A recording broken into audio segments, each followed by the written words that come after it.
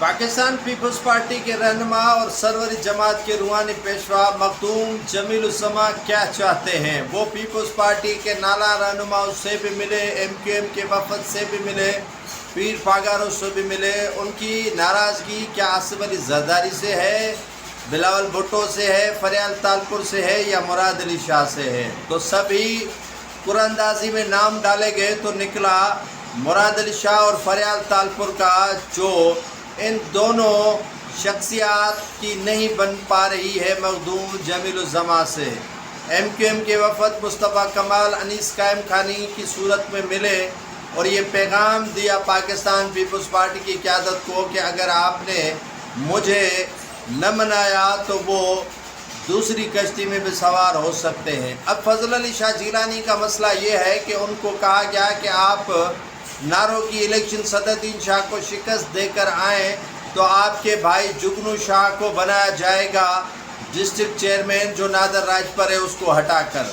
और दूसरा कहा गया कि प्यार अली शाह को एडवाइज़र टू चीफ मिनिस्टर बनाया जाएगा, लेकिन दोनों उनके मुतालबात पूरे नहीं हुए, जिसके बाद वो नाला है पाकिस्तान पीपल्स पार्टी की क़यादत से।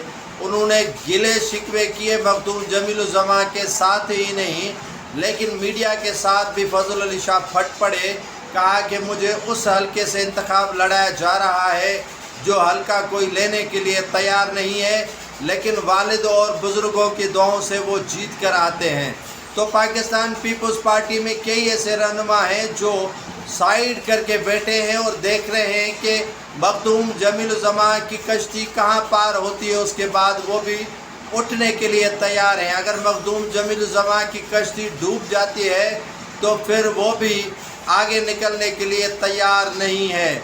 मखदूम जमील-उज़्ज़मा अपने बेटे को वज़ारत दिलवाना चाहते हैं, वही रेवेन्यू की, और अपनी जो शनाख्त है पीपल्स पार्टी में वो उसी तरह की देखना चाहते हैं, लेकिन पीपल्स पार्टी की क़यादत उसे दीवार से लगाई हुई है और स्टिकर के तरह चिपकाया हुआ है।